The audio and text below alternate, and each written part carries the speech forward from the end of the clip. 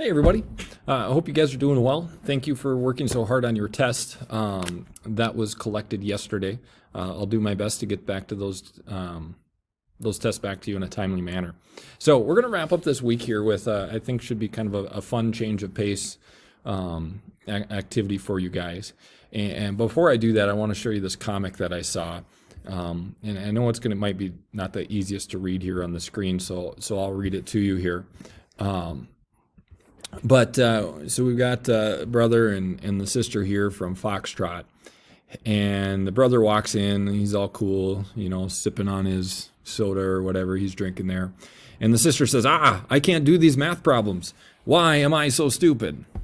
Now, first off, I have an issue. Just because you can't solve a particular problem, you're not stupid, right? We know that. Math takes effort, and we have to learn. We have to have that growth mindset. But let's get beyond that point. All right, so she's really frustrated. I can't do these math problems.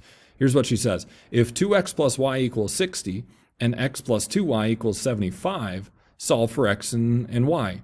How the heck do I figure that out? All right, well, I hope that we could solve this, right? That's a system.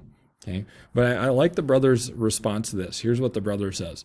If 2 shirts and a sweater cost $60 and a shirt and 2 sweaters cost $75, what does each item cost? And the sister says, well, the shirts are $15 and the sweaters are $30. Duh. And his response is, you aren't stupid, Paige, you're just weird. Come back, you still haven't shown me how to solve the problem.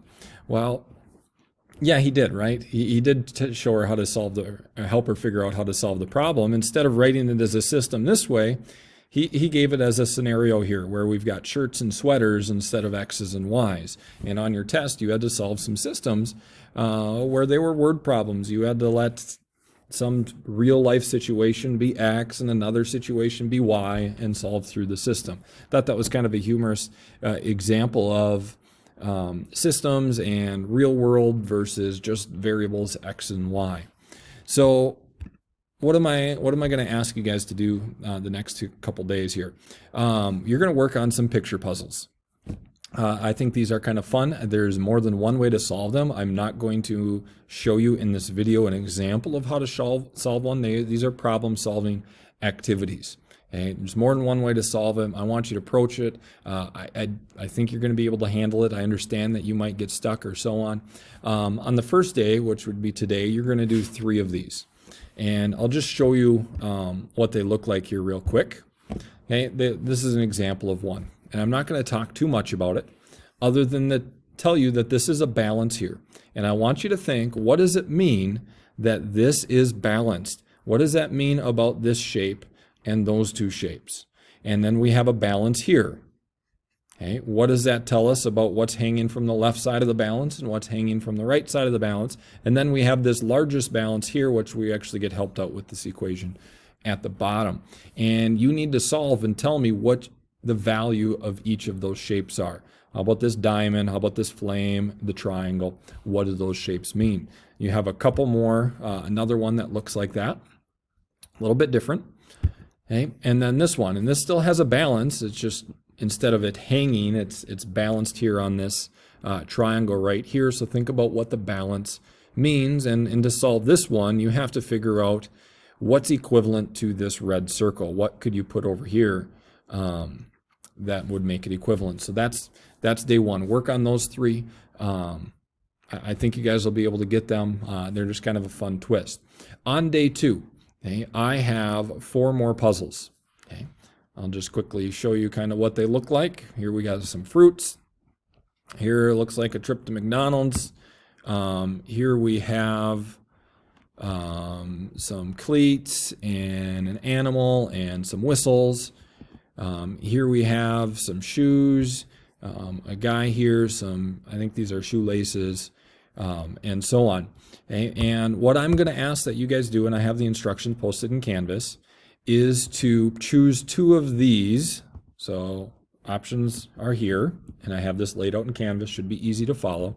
I want you to solve 2 of these 4 problems and submit those on Canvas. Now, what I need you guys to do is make sure that you are very clearly describing how you solve it. I'm not, like I said, there's not one way to solve it, but I want you guys to make sure that anybody Not just me, not just a classmate, not just a math person, but if you gave anybody this picture, your solving the problem would be very easy for them to understand why you got to the answer that you did. Okay, you have to do 2 of those and submit on Canvas for that assignment. It will be graded as if it were a quiz, and I look forward to seeing your work. I will tell you that you have to make sure that you are paying attention. I got this idea from social media. You sometimes see these kind of problems floating around, and I thought, you know what, that might be a good reason to do this, is because as math students, we need to make sure that when we see something out there in the real world or in social media, that we respond intelligently, that we've really thought it out and we know how to really get the answer. Pay attention to the details.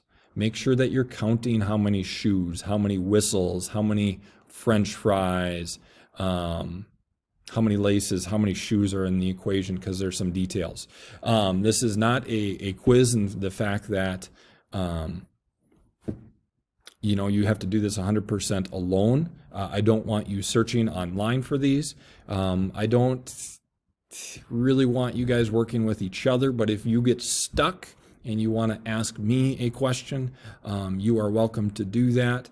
I will also encourage, if you want to share an answer and check an answer with a classmate, you may do that. You might say, hey, for the one with the McDonald's problem, did you get the question mark equals this number?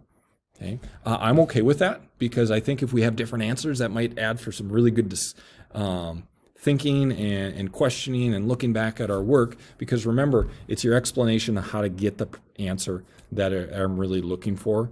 So I'm okay if you check answers with each other, but don't tell each other how to do it. If you need a hint because you're stuck and you're pretty confident that you are incorrect, just reach out to me, send me an email, send me a message, and I'll get back to you with a hint. All right, I hope that makes sense. Have fun with these few problems over today and tomorrow, and we'll see you later.